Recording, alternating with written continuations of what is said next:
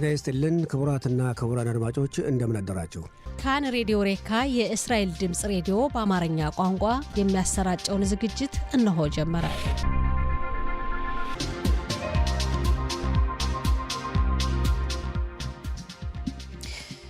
ጤና ይስጥልን ክቡራትና ክቡራን አድማጮቻችን እንደምን አደራችሁ። ዕለቱ እንደ ዕብራውያን ዘመን አቆጣጠር ዮም ሸኒ ካፍሄት በኢያር ታፍሺን ፔሄ ሲሆን እንደ አውሮፓ ዘመን አቆጣጠር ሜይ 26 ቀን 2025 ዓ.ም ነው። እንደ ኢትዮጵያ ዘመን አቆጣጠር ደግሞ ግንቦት 18 ቀን 2017 ዓ.ም ነው። የጧቱ ስርጭታችን እነሆ ጀመረ። የቴክኒክ ባለሙያችን ታሚር ጾባሪ ሲሆን የስቱዲዮ ተረኛ አስተናጋጅ ወርቅነሽ እሸቴ ነኝ።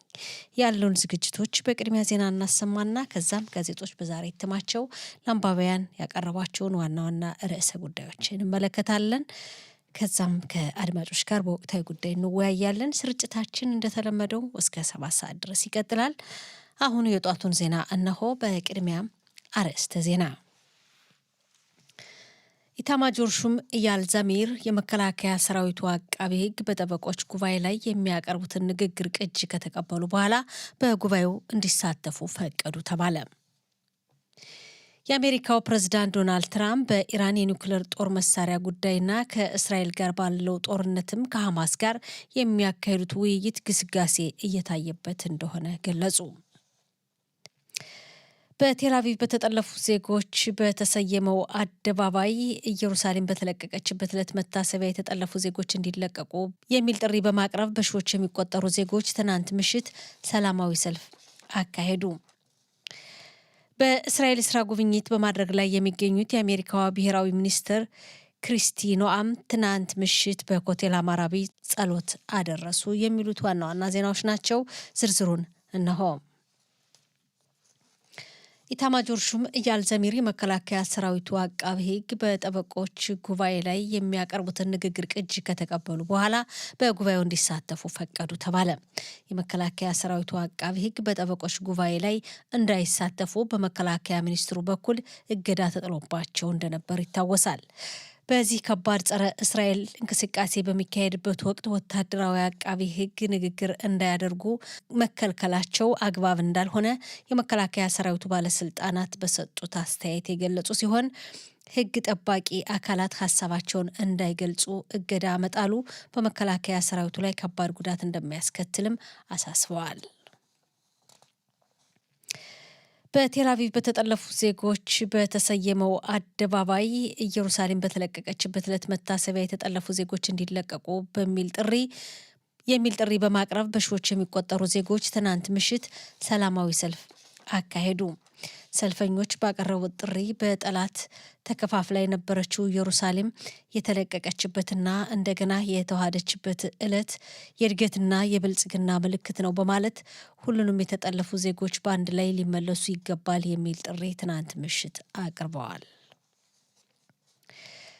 በእስራኤል የስራ ጉብኝት በማድረግ ላይ የሚገኙት የአሜሪካዋ ብሔራዊ ሚኒስትር ክሪስቲ ኖአም ትናንት ምሽት በኮቴል አማራቢ ጸሎት አደረሱ ተባለ። ኖአም ወደ ቤተ መቅደሱ የሄዱት በእስራኤል ከሚያገለግሉት የአሜሪካው አምባሳደር ማይክ ሃክቪ ጋር ሲሆን ባለፈው ሳምንት በዋሽንግተን በይሁዳውያን ቤተ መዘክር አቅራቢያ በደረሰ የሽብር ጥቃት ለተገደሉት የእስራኤል ኤምባሲ ሰራተኞች ሮን ሊኒስኪና ሳራ ሚልግራም መታሰቢያ እንዲሁም የተጠለፉ ዜጎች እንዲመለሱ ጸሎት ማድረሳቸው ታውቋል። ሚኒስትሯ በተጨማሪም በኮቴል አማራቢ ግንብ ድንጋዮች መካከል ምኞታቸውን የጻፉበት ወረቀት ያስቀመጡ ሲሆን በጎብኚዎች ማስታወሻ መጻፊያ ደብተር ላይ የእስራኤል ሕዝብ የተመረጠ ሕዝብ ነው፣ አሜሪካም ከጎኑ ናት በማለት መመዝገባቸው ተገልጿል። አሽቱድ ያኮቭ በተባለው ኪቡጽ የግድያ ወንጀል ሳይፈጸም እንዳልቀረ ተገለጸ።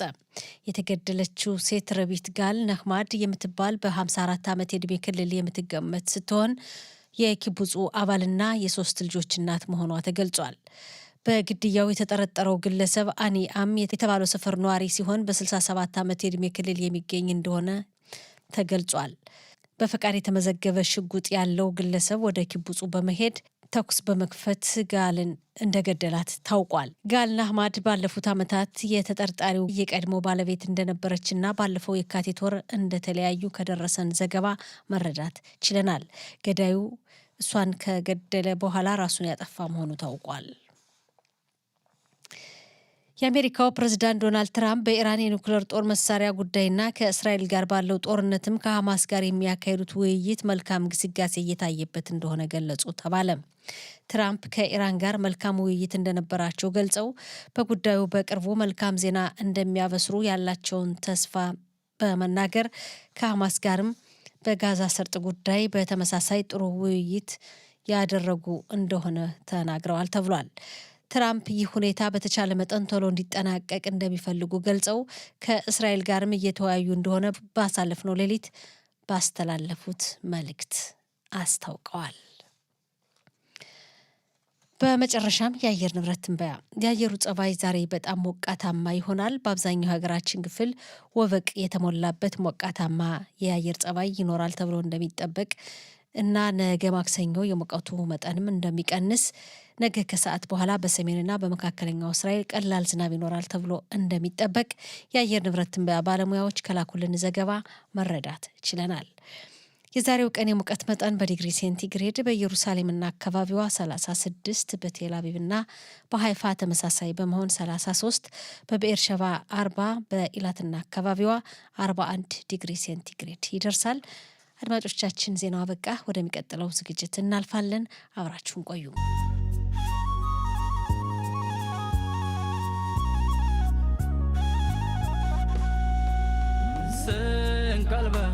ወገኔ ስንቀልበ ወገኔ ተመስገን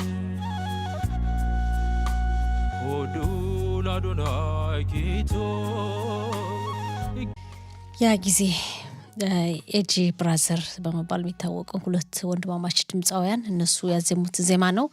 ያው ዜማው እንግዲህ ከዜማው እንደምንረዳው ያ ጊዜ ያክፉ ጊዜ ኢትዮጵያ ቤተ እስራኤል ይሁዳውያን እንግዲህ ለ2000 ለ3000 ዘመናት ሲያስቧት የነበረውን ከምኞታቸው ከአንደበታቸው ያለዩት ኢየሩሳሌም ሀገራችን መግባት አለብን በሚል እንግዲህ ጽኑ ምኞት በእግር ኢየሩሳሌም ለመግባት ያደረጉት ከባድ ጉዞ ከባድ መስዋዕትነት ያስከፈለ ነበር።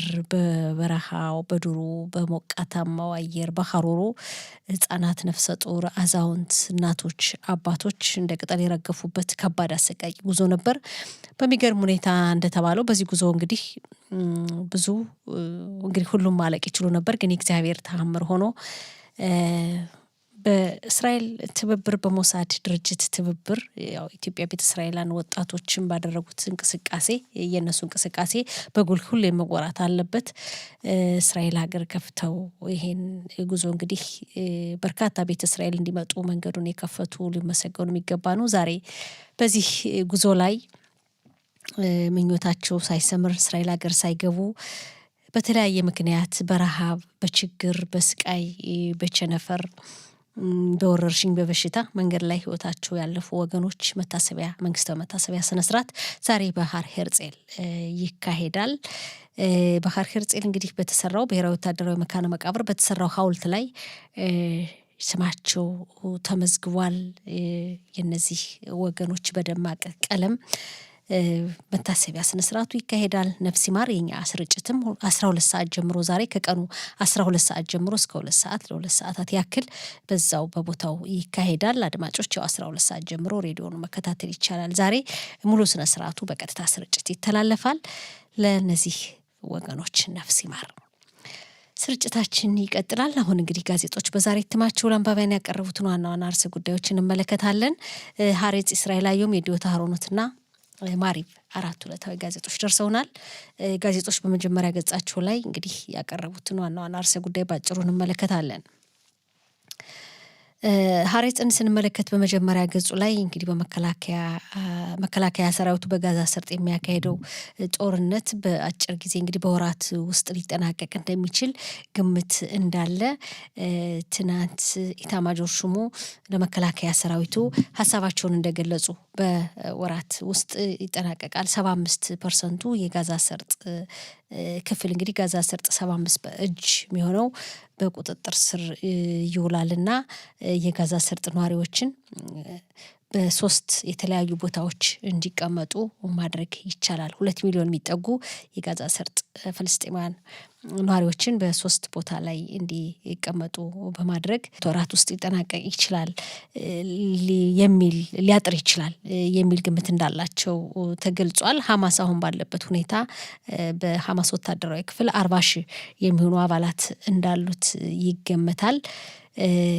ግን እንግዲህም ሆኖ መከላከያ ሰራዊቱ ይህን እንቅስቃሴ እያካሄደ መሆኑንና የጀመረ መሆኑን የሚገልጽ ዘገባ አቅርቧል።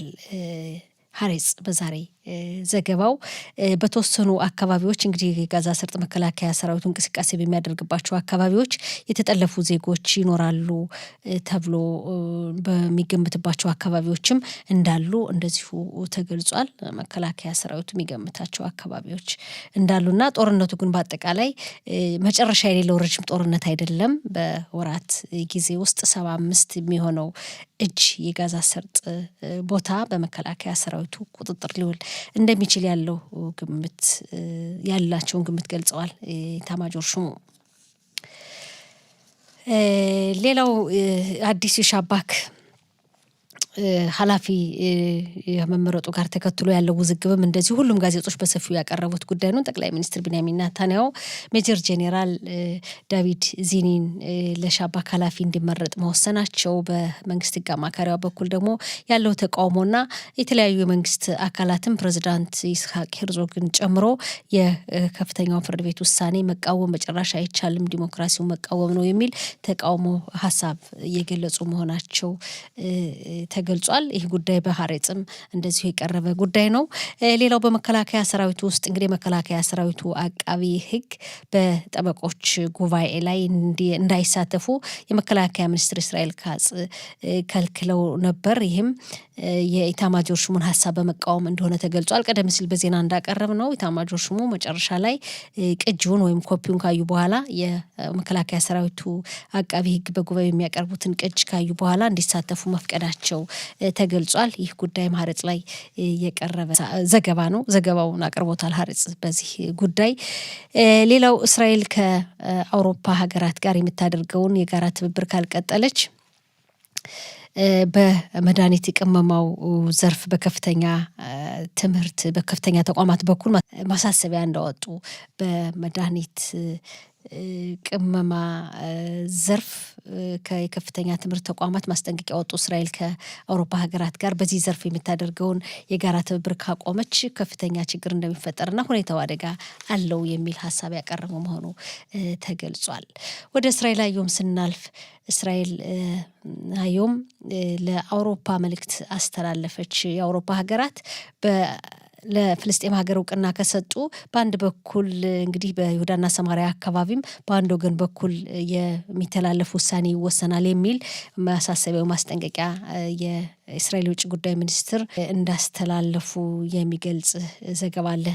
የእስራኤል የውጭ ጉዳይ ሚኒስትር ጊዶን ሰዓር ለፈረንሳይና ለብሪታንያ እንዲሁም ለሌሎች የአውሮፓ ሀገራት ይህ ለፍልስጤም ሀገር እውቅና ለመስጠት ያለውን እሳቤ ወይም ዳርዳርታ ተከትሎ ይህን ሀሳብ ያስተላለፉ መሆኑ ተገልጿል። ወደ የተጠለፉ ዜጎችን ለማስለቀቅም ትናንት ምሽት በቴልአቪቭ የተጠለፉ ዜጎች ስም በተሰየመው አደባባይ በሺዎች የሚቆጠሩ ዜጎች ያደረጉትን ሰላማዊ ሰልፍ አቅርቦታል። እስራኤል አየም እንግዲህ ዛሬ ኢየሩሳሌም የተለቀቀችበት 58ኛው ዓመት ነው። ኢየሩሳሌም ከሁለት ተከፍላ ከቆየች በኋላ በ67ቱ በ6 ቀኑ ጦርነት ጊዜ እንደተዋሃደች ይታወቃል። ይህም 58 ዓመት ሞላው። ዛሬ ኢየሩሳሌም መታሰቢያ ዕለት ነው። በዚህ ቀን የተጠለፉ ዜጎችም ነጻ መውጣትና መለቀቅ አለባቸው በሚል ጥሪ ትናንት የተካሄደው ሰላማዊ ሰልፍ የሚመለከት ዘገባ አቅርቧል። እስራኤል አየም ወደ ማሪብ ስናልፍ ማሪብም እንደዚሁ አዲሱን የሻባክ ድርጅት ኃላፊ ሹመት በሚመለከት የቀረበውን ከባድ ውዝግብ አቅርቧል። ሁኔታው እንግዲህ የባጋጼ ከፍተኛው ፍርድ ቤት ውሳኔ በመቃወም ነው። ሊሆን አይችልም። የምክትል የመንግስት ሕግ አማካሪው ጊል ሊሞን ይህን ጉዳይም ያው በመተቸት ያቀረቡት ሀሳብ አለ። ይህ ጉዳይ በማሪብ ላይም ቀርቧል። አወዛጋቢ መሆኑ እንደቀጠለ ነው ይህ ጉዳይ። ሌላው የኢታማጆር ሹም ኢያል ዘሚር ያው በጋዛ የሚካሄደውን ጦርነት አስመልክተው ጦርነቱ መጨረሻ የሌለው ሳይሆን በወራት ውስጥ 75% የሚሆነው የጋዛ ክፍል በቁጥጥር ስር ሊውል እንደሚችል ትናንት ለመከላከያ ሰራዊት ማስታወቃቸው ነው። ሌላው ደግሞ አሽዶድ ያኮቭ በተባለው ኪቡጽ ትናንት ግድያ መፈጸሙን በ54 ዓመት የዕድሜ ክልል የምትገመት የቀድሞ ባለቤቱን እንግዲህ የቀድሞ ባለቤቷ ነው በግድያው ተጠርጣሪ በታጠቀው በፈቃድ በታጠቀው ሽጉጥ ተኩሶ እንደገደላትና ያው እሷን አጥፍቶ እሱም ራሱን የማጥፋት ድርጊት የተፈጸመ መሆኑን ማሪባ አቅርቦታል። ይህ ዘገባ በሌሎች ጋዜጦችም እንደዚሁ ቀርቧል። ወደ ኢዲዮት አህሮኖት ስናልፍ ኢዲዮት አህሮኖት በመጀመሪያ ገጹ ላይ ጦርነቱ መቼ ነው የሚጠናቀቅ የሚል ርዕሰ ጉዳይ ያቀርባል። ጦርነቱ እንግዲህ በአሸናፊነት ነው የሚለው ጦርነቱ በአሸናፊነት መቼ ነው የሚጠናቀቅ የሚል ርዕሰ ጉዳይ አቅርቦ በጋዛ ሰርጥ እየተካሄደ ያለውን ጦርነት በሚመለከት ዘገባ አቅርቧል። ሰፊ ዘገባ ኢዲዮት አህሮኖት።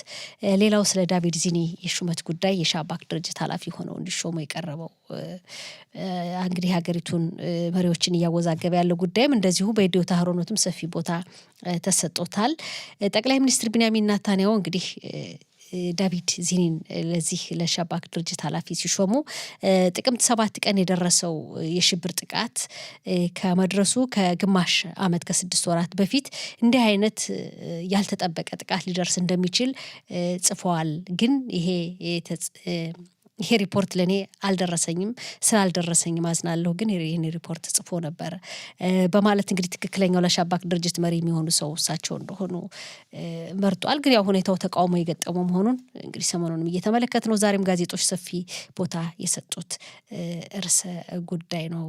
ይህ ርዕሰ ጉዳይ በጋዛ ሰርጥ የሚካሄደውን ጦርነትም እንዲሁ ኢዲዮት አህሮኖት ዘገባውን አቅርቦታል። እንግዲህ ጋዜጦች ከሞላ ጎደል በዛሬ እትማቸው ለአንባቢያን ያቀረቧቸው ዋና ዋና ርዕሰ ጉዳዮች ይህን ይመስላሉ። አድማጮቻችን እንግዲህ ጊዜ እንዳባቃን ቆየት ብለን ደግሞ ምናልባት አንዳንድ ርዕሰ ጉዳዮችን እንመለከታለን። አብራችሁን ቆዩ። አሁን ወደሚቀጥለው ዝግጅት እናልፋለን። የተከበራችሁ አድማጮቻችን እንግዲህ ስርጭታችን ሊጠናቀቅ የተወሰኑ ደቂቃዎች ይቀሩናል። ኢየሩሳሌም ሼል ዛሃብ ኢየሩሳሌም እንግዲህ ከሁለት ተከፍላ ለበርካታ ዓመታት ቆይታለች በቅኝ ገዢዎች አማካኝነት። የምስራቁ ክፍል ኢየሩሳሌም በ67 ዓመተ ምህረት በ1967 ዓመተ ምህረት በተካሄደው ጦርነት ነው የተዋሃደና በቁጥጥር ስር የዋለ ኮቴላ ማራቢ የሚባለው አካባቢ እንግዲህ በእስራኤል ቁጥጥር አልነበረም። እንደሚታወቀው በጊዜው ዮርዳኖስ ነበር ያን አካባቢ እንግዲህ ይዛው የነበረው። ግን በዛ ጊዜ በተካሄደ ጦርነት በተከፈለ ታላቅ መስዋዕትነት እንግዲህ ጦርነቱ በድል እንደተጠናቀቀና በእስራኤል ሀገር በርካታ ቦታዎች በእስራኤል ቁጥጥር ስር እንደዋሉ ይታወቃል። ኮቴላ ማራቢ አካባቢ የኢየሩሳሌም ምስራቁ ክፍልም ከኢየሩሳሌም ጋር እንግዲህ ተከፍላ ከነበረው ኢየሩሳሌም ጋር የተዋሃደው ያን ጊዜ ነውና እንግዲህ 58 ዓመታት አለፉ። ከዛ ጊዜ በኋላ በየዓመቱ ኢየሩሳሌም የተዋሃደችበት ቀን ይህ ታላቅ ቀን ይከበራል። ይህ ቀን ሲከበር እንደሚታወቀው በኢየሩሳሌም ከተማ የተለያዩ ዜጎች ከተለያዩ የሀገራችን ክፍሎች ወደ ኢየሩሳሌም ይመጣሉ። በኢየሩሳሌም ከተማ ጻዳ ድጋሊም የእስራኤልን ሰንደቅ ዓላማ በማውለብለብ በእግር ጉዞ ይካሄዳል። ደስ የሚል የደመቀ ቀን ነው። ከዚህ ታሪካዊ ቀን ጋር ተያይዞ ነው እንግዲህ የኢትዮጵያ ቤተ እስራኤል ጉዞ የሚታሰበውም በሱዳን የህይወት መስዋዕትነት የከፈሉ ወገኖች መታሰቢያ ቀን በኻር ሄርጼል ጎን ለጎን ደግሞ ይህ መታሰቢያ ይካሄዳል። ምክንያቱም ኢየሩሳሌምና ኢትዮጵያ ቤተ እስራኤል እንግዲህ አንድ ልጅ ከቤተ እስራኤል ቤተሰብ የተወለደ ልጅ ኢየሩሳሌም ነፍስ ካወቀ መናገር ከጀመረ ጀምሮ ነው ስለ ኢየሩሳሌም ታሪኩ የሚነገረውና ኢየሩሳሌም መቼም እንግዲህ በደም በልብ ናት በኢትዮጵያ ቤተ እስራኤል ውስጥ እና በዚህ ቀን ይታሰባል። ይህ መታሰቢያ ስነ ስርዓቱ በመንግስታዊ ደረጃ ዛሬ እንግዲህ 11 ሰዓት አካባቢ ጀምሮ ነው ዋና መታሰቢያ ስነ ስርዓቱ የሚካሄደው። በእርግጥ የሙታን ቤተሰቦች መታሰቢያው ከዚህ ሰዓት ጀምሮ ማለት ይቻላል በኻር ሄርጼል መድረስ መግባት ይቻላል። ግን ዋና ዝግጅቱ የሚጀምረው ረፈድፈድ ብሎ ነው። የመንግስታዊ ተወካዮች ጠቅላይ ሚኒስትሩ፣ ፕሬዝዳንቱ፣ ሌሎችም የታራ ክሪታው ሚኒስተር እንዲሁም ሌሎች የመንግስት ተወካዮች የሀዘንተኛ ቤተሰብ ተወካዮች ንግግር የሚያደርጉት ጸሎት ስነ ስርዓት የሚካሄደው 11 ሰዓት አካባቢ ጀምሮ ነው። በእኛ ደግሞ በአማርኛው ሬዲዮ ስርጭት 12 ሰዓት ጀምሮ ይተላለፋል ቀጥታ ስርጭት። እንግዲህ ዛሬ 12 ሰዓት ነው ስርጭታችን የሚጀምረው። ይህ ስርጭት ከሄርጼል በቀጥታ ይተላለፋል። 12 ሰዓት ጀምራችሁ ተከታተሉን። የኢየሩሳሌም የተዋሃደችበት መታሰቢያ ቀን ደግሞ ያው በደስታ ነው በድምቀት ነው የሚካሄደው። በሺዎች የሚቆጠሩ የጸጥታ አካላት፣ ወሰን ጠባቂ ፖሊሶች፣ መደበኛ ፖሊሶች በኢየሩሳሌምና አካባቢዋ ቅድመ ዝግጅት አድርገው ጸጥታውን ለማስከበር እንግዲህ ቅድመ ዝግጅቱ ተጠናቋል። በከተማዋ በተለይ ከሰዓት በኋላ ከ6 ሰዓት እስከ 10 ሰዓት ጀምሮ በተለያዩ ቦታዎች ለተሽከርካሪዎች መንገዶች ይዘጋሉ። በእርግጥ ከዛ በፊት ቀደም ብሎ የሚዘጉ አካባቢዎች አሉ ለተሽከርካሪዎች። እንግዲህ ኢየሩሳሌም ዛሬ ሞቅ ደመቅ ብላ በሰንደቅ ዓላማ አጊጣና አሸብርቃ ደግሞ የተዋሃደችበትን ቀን 58ኛ ዓመት ታከብራለች። በኮቴል አማራቢ አካባቢ፣ በሌሎች አካባቢዎችም በተለይ ደግሞ በኮቴል አማራቢ በቤተ መቅደሱ የተለያዩ ዝግጅቶች ይቀርባሉ። እንግዲህ የዛሬው ቀን ይሄን በሚመስል ሁኔታ ነው የሚያልፈው። እንግዲህ አድማጮች 12 ሰዓት ላይ እንደገና እንገናኛለን። ስርጭታችን ቀጥታ የሚጀምረው 12 ሰዓት ጀምሮ ነው። ዛሬ በያላችሁበት ሰላም የሰፈነበት ቀን እንዲሆን እንመኛለን። እዚህ ጋር ተያይዞ ዛሬ በጣም ሞቃታማ እንደሆነ ነው የሚነገረውና በተለይ ወደ መታሰቢያ ስነ ስርዓቱ የምትመጡ ወገኖች ጥንቃቄ እንድታደርጉ፣ ዝግጅት እንድታደርጉ በዚህ አጋጣሚ መልእክት ማስተላለፍ እንወዳለን። ዛሬ ሙቀት እንደሚሆን፣ ከፍተኛ ሙቀት እንደሚኖር የአየር ጸባይ ትንበያ ባለሙያዎች ከወዲሁ እያሳሰቡ ነው የሚገኙት። ለስርጭቱ መሳካት ለተባበረኝ የቴክኒክ ባለሙያ ለታሚር ጾባሪ ምስጋና ይድረሰው። አድማጮቻችን ወርቅነሽ እሸቴ የነበርኩ እዚህ ስቱዲዮ እንግዲህ ፕሮግራሙን በመምራት ዝግጅቱን በማቅረብ ከእናንተ ጋር የቆየሁት። 12 ሰዓት ላይ እንደገና እንገናኛለን። በያላችሁበት ሰላም የሰፈነበት ጊዜ ይሆንላችሁ።